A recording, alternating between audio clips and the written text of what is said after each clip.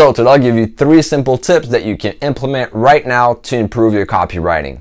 So before I start off by giving you the 3 tips, I just want to make sure everybody's on the same page here. And so first of all, what's copywriting? Copywriting is the art of writing copies. And so now you're asking, okay, so what are copies? Copies is the text within an ad. So for example, if we're talking about Facebook ad, you will have your text at the top, and then below that you'll have your creative. So your photo, your image, your video, or whatever, right? And so the text is the copy. It's a text designed to influence people to take a certain action, for example, to buy or to opt in, to give their information, or to click on a button. All right, so now that everybody knows what copywriting means and what copies are, let's start off with the first tip. And so tip number 1 is to keep everything simple. So oftentimes when I look at others' Facebook ads, what I see is a bunch of words that they understand, that make sense for them, but that don't make sense for who they're targeting. And so it's not simple, it's really complicated. Maybe some people do it because it's normal to them. Maybe they don't think about it, or they don't realize that it's kind of complicated, and maybe it's to look smart as well. But trust me, you have to keep your ego on the side here when you're writing copy, because a 5-year-old should be able to understand what you're writing and what your ad is and what's in it for them. So when they read the ad, a 5-year-old should be able to understand why he should click on the ad or buy your product or your service. So when you're writing ads, you want to keep the technical words out of the way as much as possible. All right. And so when you write your ad, once it's done, just make sure that there's no words that are within your niche, that only people within your niche understand it, or make sure that the general population or that your ideal client understand the words and understand the copy. For example, my marketing agency right now is working with a lot of real estate agents. And so before working with us, some of them were running their own ads. And when I took a look at their own ads that they ran before working with us, I could see that they were using real estate words that I didn't even know myself what they meant. And when I asked them what they meant, they gave me a 2-minute or 3-minute explanation for one word.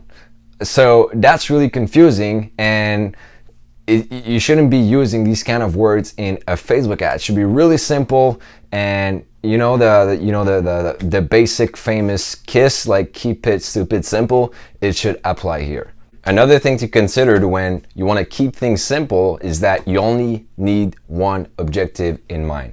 And so oftentimes, when we're talking about real estate agents getting more sellers leads, for example, the goal is to get opt-ins. The goal is to get their information. So perhaps it could be their names, emails, and phone numbers. And so the goal is for them to click on the button, enter the information, and that's it.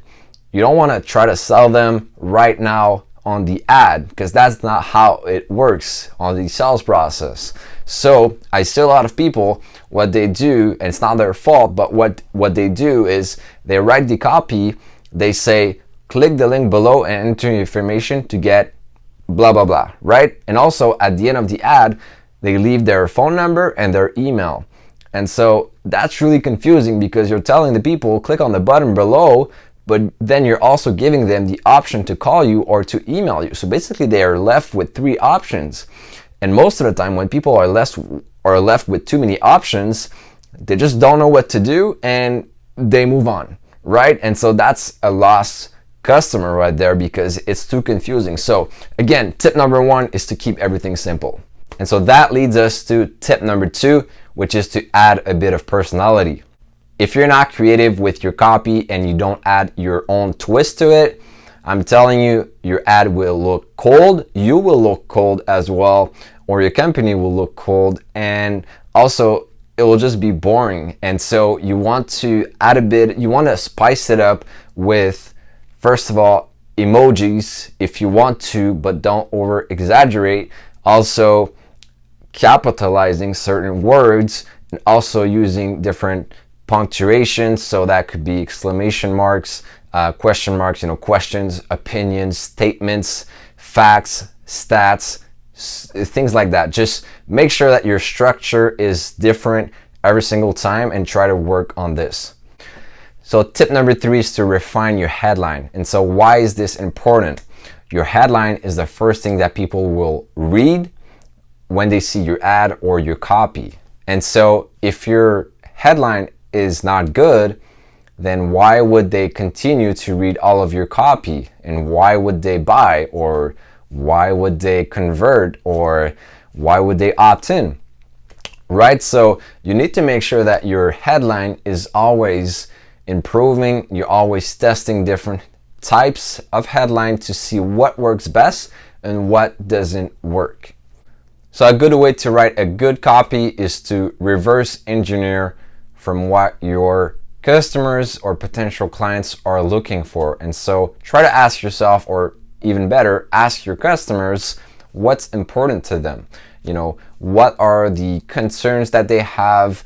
What are the problems that they have? And reverse engineer from there with all the problems they have, with all the questions, the most frequent questions that they ask about your service or your product, or really what's important to them in what you have to offer, or the solution that you're the solution that you're providing, or the problem you're fixing. Well, when you have all this information, it's really easy to have and create a catchy headline, because otherwise, when you don't have all this information, then you're just guessing and you're trying to just think into your own head, when instead of guessing what your customers want, you should just directly ask them through a survey, or even better, just call them up on the phone if you have the possibility to do it, or just send them an email. And when you have this information, just take it from there and reverse engineer, write a good headline that way. So guys, I hope you enjoyed these 3 tips to improve your copywriting skills. Now, my name is Michael, and if you are new to this channel, I want you to subscribe to this channel, because every single week I release new videos like this to improve your marketing skills and to help you improve and scale your business with social media marketing. Also, make sure that you turn on the notification bell, so that way, as soon as I release a new video, you get a notification. And trust me, when I release a new video about last updates on Facebook ads or social media marketing, or what's really working right now, you will want to know. And so that's why you need to turn on the notification bell and also subscribe. And also feel free to give this video a thumbs up if you think it was helpful. Also, make sure to leave a comment right down below to advise me on what the next video should be about and what you think of this video. With that being said, I'll see you in the next one.